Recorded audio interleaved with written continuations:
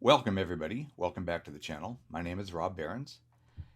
Today, I want to talk about music production. That's what this channel is really all about, is music production, and not so much about how to do it, although that is part of the message of my channel. But the other part is the process itself of developing and learning of new distinctions, techniques, methods, workflow, tactics on the road to getting to where most people who do this, like myself, on the road to getting to become a true professional producer.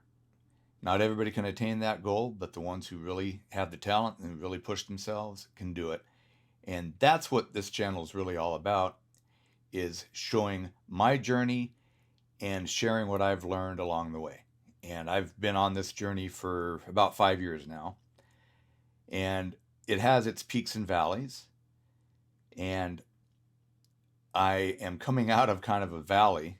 I kind of hit the paralysis by analysis valley starting in about 2016. I had a real peak in the quality of my output. In fact, you can go listen to it on Spotify. It's not up to the sophistication or the popularity of legitimate professional producers, like say Armin van Buuren or Genix or Sonny Lax, or all are great producers in their own right. But I had made pretty good strides, and then I took another class and kind of learned a bunch of rules. This master class that I took dropped a bunch of rules on me, and I just kind of saw my quality kind of getting this no impact. The impact kind of went away, and then I just kind of got involved in other things. But to make a long story short, I'm coming back out of this valley of lack of productivity, not really releasing too many songs. I'll include a Spotify link in the description so that you can listen to my work. My artist name is Some College. Anyhow, today's topic is something that I had been practicing back in those days, back in 2015, late 2014. And that is really paying attention to sound selection. And then I have recently spent time with a mentor, and this mentor came right out and said, because I'm telling him, my stuff doesn't translate. How does your work sound so good and so big and upfront where it needs to be? And he said that when you're producing a track, produce the track based on what is going to fit in the sound spectrum. And he says if your kick, for example, is at 60 degrees, which is about A. Let's see, where is that? Yeah. Roughly 55, 60 degrees, which is about A, where if that's where your kick is. Then you go up to 120. That's going to be A again. Well, 100, actually it would be like 113. Almost, you go up octave by octave, and that's where your bass should live, and then you go up, and then that's where another instrument should live, like say maybe a snare, maybe the lower end of some like a guitar, then up higher, then the mids to upper mids. You just keep going up these octaves, and you fill out the spectrum. And as long as you're paying attention to what you're doing and you're piecing that puzzle together, you won't have to EQ as you go along. You won't have to do a bunch of compression. You won't have to do a bunch of that stuff. And the idea is to produce the track with as little processing as possible, if any. And then once you do that, then that is just adding that last 20% is what mixing is. But the main part of it is picking the right sounds and making sure they all fit and they're not masking each other, they're not fighting each other, using panning. And so that's what I set out to do with this. Is a song idea that I've had in my head that I've wanted to produce. It's very, very common chord progression. In fact, it's reminiscent of a song called Driver's Seat. And so I named this Driver's Seat cover. And it has the same chord progression, but it doesn't have the same kind of groove. It's a little bit different. Obviously, it's a dance track. So let me just play it through here, and then I'll show you what I'm talking about. Here we go.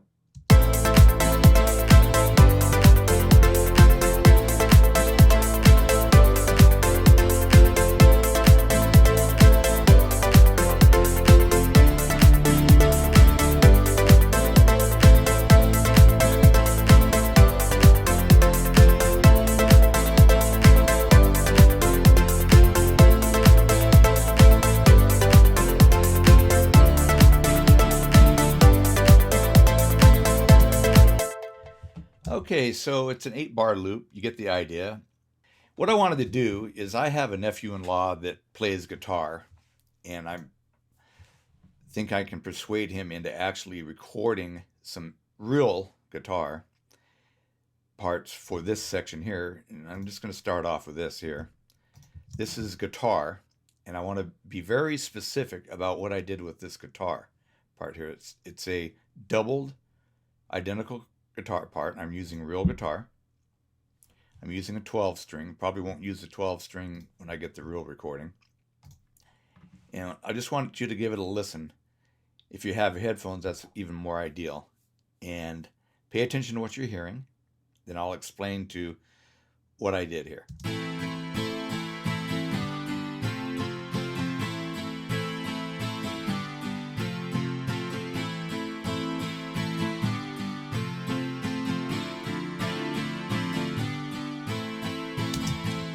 Okay, so I've got two guitars here, and this one here has a chorus on it.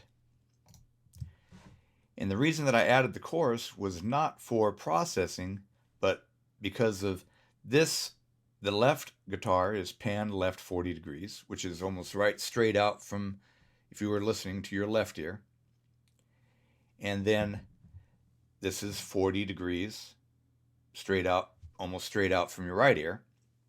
But since they're the identical parts and they're playing in time identically, you're not really going to get, it's a stereo file, so all you're going to really get is the sound of the stereo file because there's no difference between the two tracks. So I'll turn this off, and you'll see that it is a stereo file and it sounds stereo. But it's not nearly as spread out.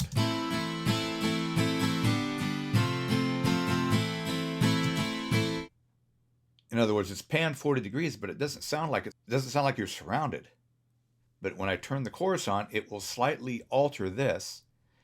Chorus changes pitch and adds a little bit of delay to the signal.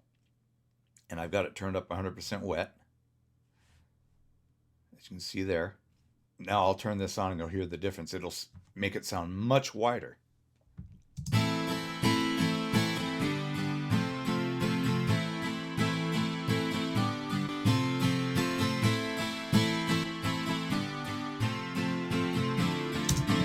And the reason that I wanted to do that was because that is part of picking instruments and imagining you're putting together a band up on a stage. So the guitar is going to handle the outsides. The two guitars are going to handle the extreme left and right. Then so let me move on to the bass.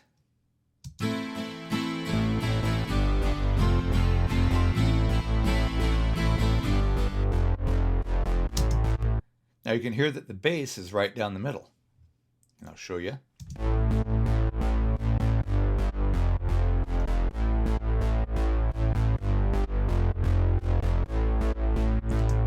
Then I'll add the guitars back in.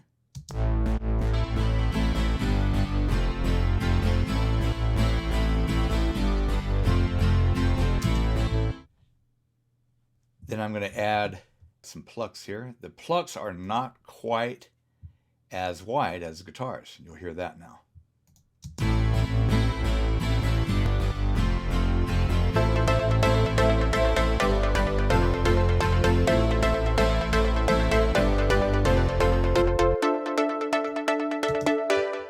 You can hear they're more up front, but they're also, let me play the plucks, and then I'm going to add in the bass. You'll see them show up. The plucks are up here.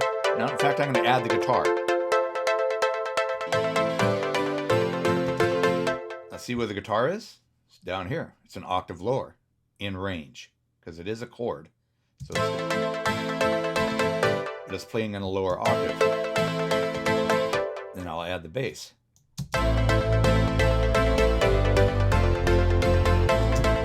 And then all that leaves is adding in the kick and the drums. So let me add the kick in. Then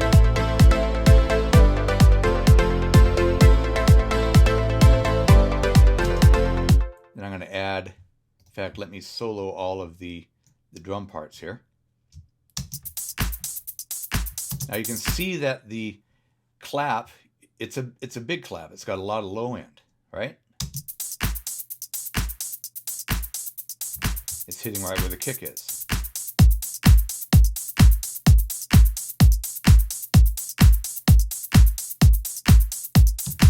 But the clap is wide. Listen to the clap. In fact, on the clap, I had to use a directional mixer, which is not really processing. It's more of a panning. I had to narrow it down because I didn't want it to be all the way to the sides. Although I could have. Let me turn this off.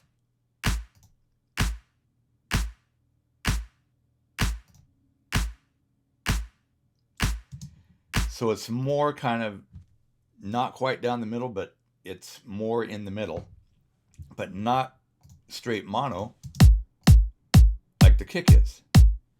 I'll bring in the clap. See how the clap is has a little bit of stereo information, not much, but it's not near the amplitude as the kick. So you're not getting a true phase clash right there. Then you add in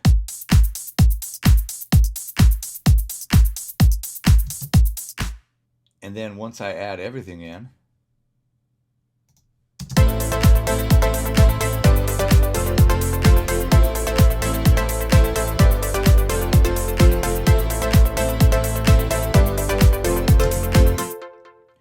sounds really, really good. And I'm going to show you something here. And I think it sounds really good. I'm surprised at how pure, in my mind, to my ear, how pure everything sounds, even though this is kind of a cheesy sounding guitar, because it is just, it is just a plug-in. It's not a real guitar, even though it says that's the name of the plug-in, real guitar. Down here, the chords, I used Synth Master 1, if it comes up here, and I went in here and played around with the delay, made it to my liking, and then I don't think that it had, that's really the only processing it has. It does have a little bit of distortion, haven't really gotten into that. It does have a little bit of EQ. He shaved off a little bit of the lows, which would happen anyways.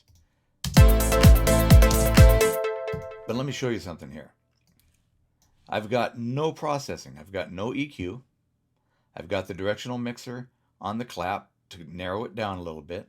I have the chorus so that I could achieve true panning. And then I've got a couple LFO tools just to keep the bass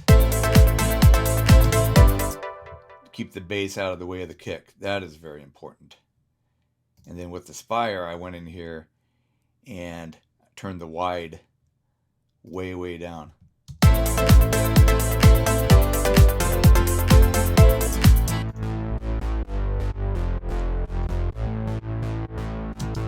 What I have here is I have a bass bite, then I have a bass foundation. The bass foundation is basically that same patch without as much envelope modulating of the filter, so that it doesn't have as much bite. It just adds more of a foundation, where this adds more of the timbre, the character of the bass, which isn't really much right now. it will be developed further.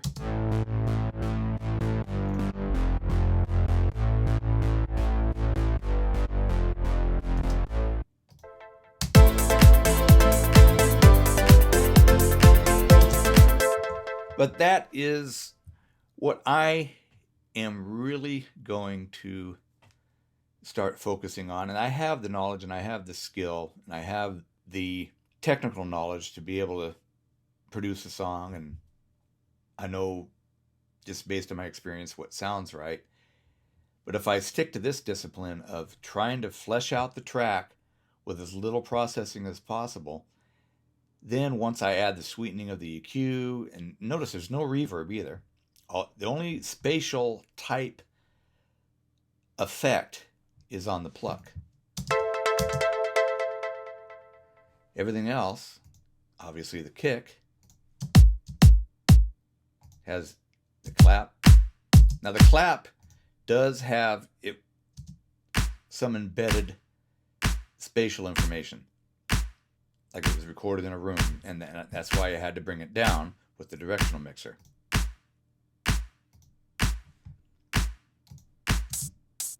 Open hat doesn't. Shakers do have a little spatial information.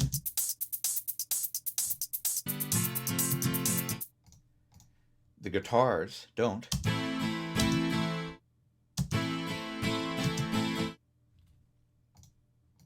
And then, of course, the bass doesn't. So there's no reverb on this project as of right now, and it's sounding pretty good.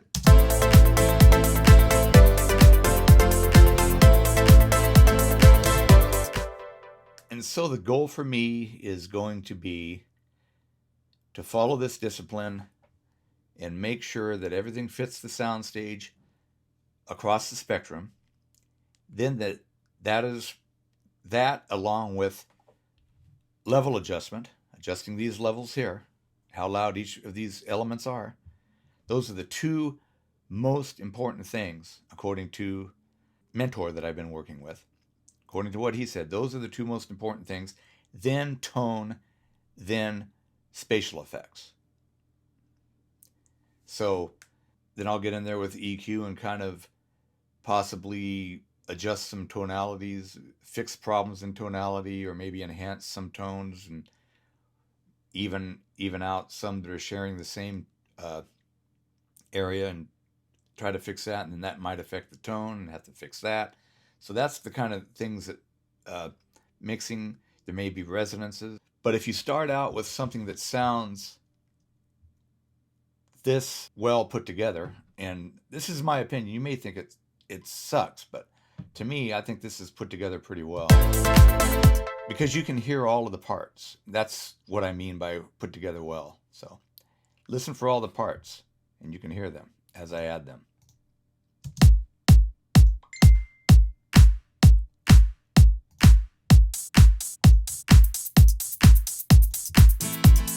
And they won't disappear.